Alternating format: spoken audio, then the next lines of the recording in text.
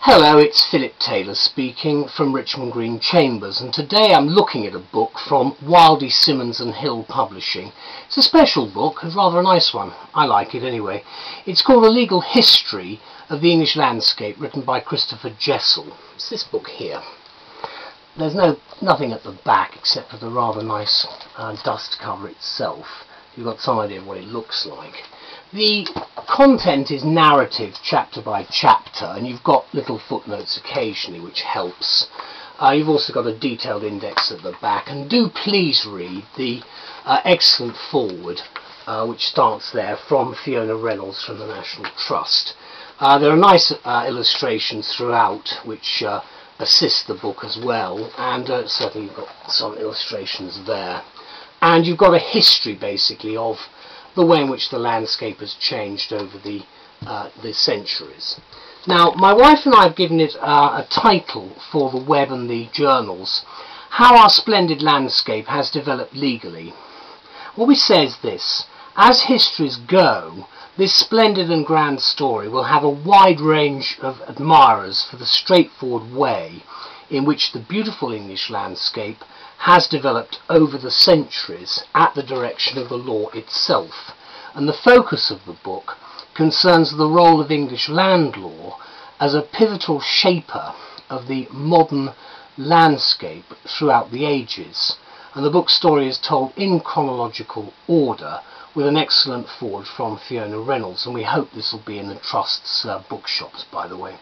The story starts with prehistory, covering then Roman and Anglo-Saxon times, and goes on to review the creation of today's English land law as we know it from the Norman Conquest onwards, with substantial developments in the Middle Ages.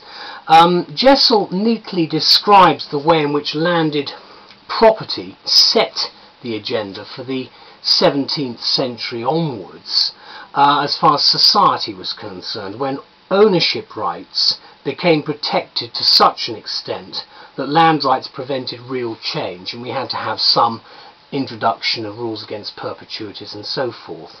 The history of our landscape shows how laws were gradually introduced which adapted or circumvented the original interests in land granted originally by the king. Obviously, Parliament's intervention has rearranged the landscape as well, with measures such as the Enclosure Awards and the Prescription Act, which are still of relevance today. And the Industrial Revolution introduced the building of roads, canals and railways to develop things further. And our landscape, of course, today is the envy of the world, especially if one flies over what is a beautiful country. You see the countryside and its splendid landscape. Jessel concludes this delightful and engaging story with a view of what is happening today, the era of public access to land, laws to protect the environment and the impact of European legislation. This has pride of place in our bookcase, and I think it's well worth getting because it gives you a perspective on where we are today and how we've arrived at protecting our beautiful environment and our landscape here. Thank you very much to all concerned. Bye-bye.